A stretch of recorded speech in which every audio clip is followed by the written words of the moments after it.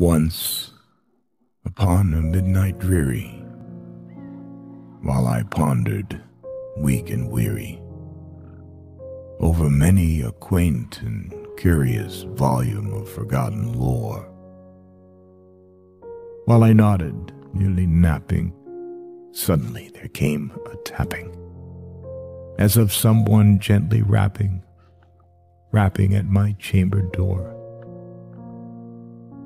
"'Tis some visitor," I muttered, tapping at my chamber door.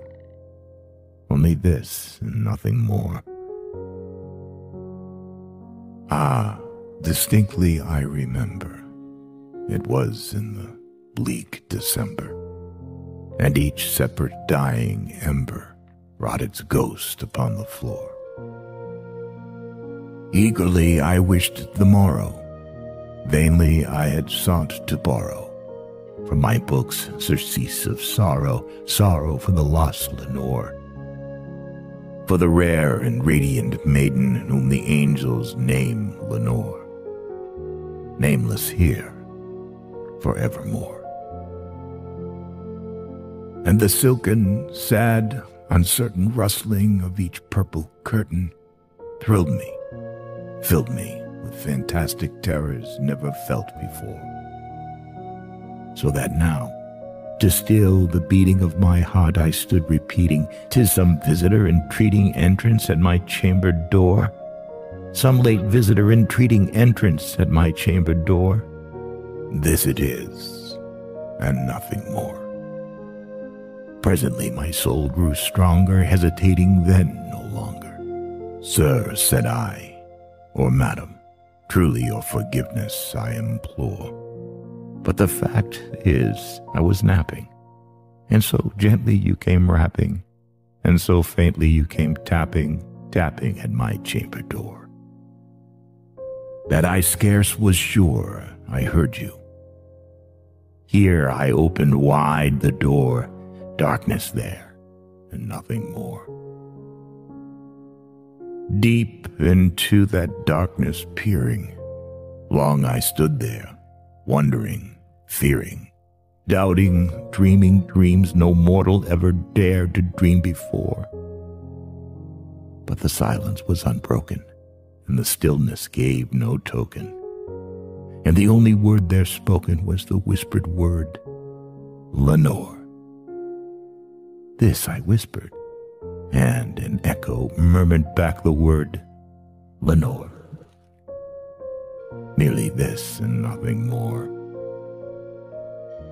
Back into the chamber turning, all my soul within me burning, soon again I heard a tapping somewhat louder than before. "Surely," said I, "surely that is something at my window lattice. Let me see, then, what thereat is, and this mystery explore. Let my heart be still a moment, and this mystery explore. 'Tis the wind, nothing more." Open here I flung the shutter, when, with many a flirt and flutter, in there stepped a stately raven of the saintly days of yore. Not the least obeisance made he, not a minute stopped or stayed he, but, with the mien of lord or lady, perched above my chamber door, perched upon a bust of Pallas just above my chamber door, perched and sat and nothing more.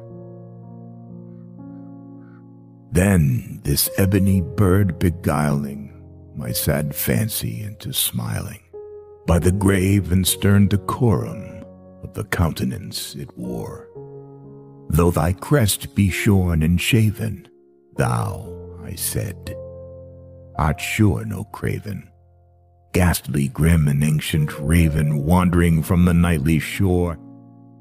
Tell me what the lordly name is on the night's Plutonian shore."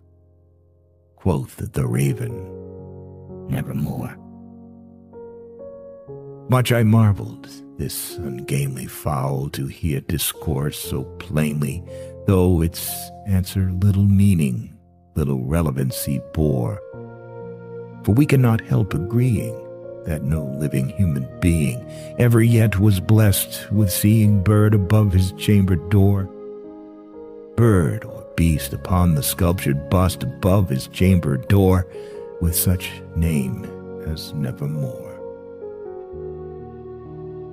But the raven, sitting lonely on the placid bust, spoke only that one word, as if his soul in that one word he did outpour.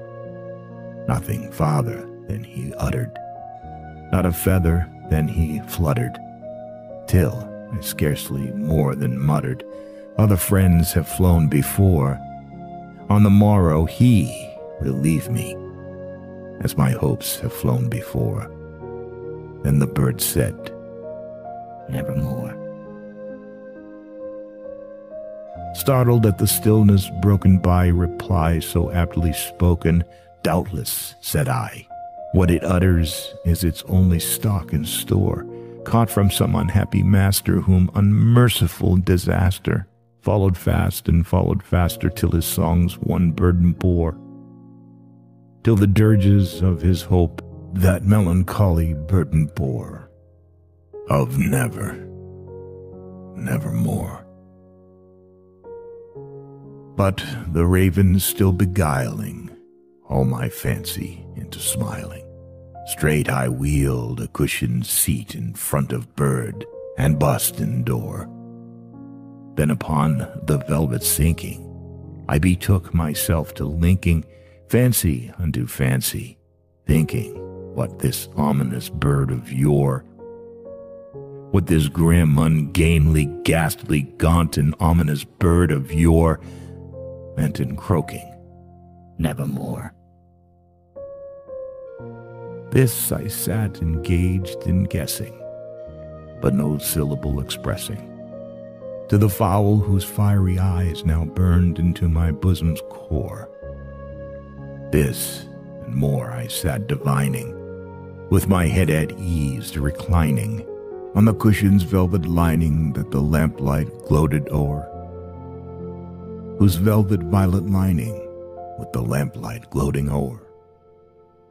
She shall press, nevermore.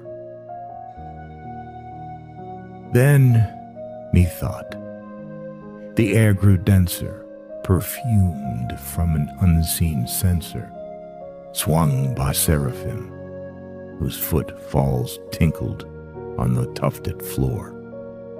Wretch, I cried, thy God hath lent thee, by these angels he hath sent thee, respite, respite and nepenthe from thy memories of Lenore.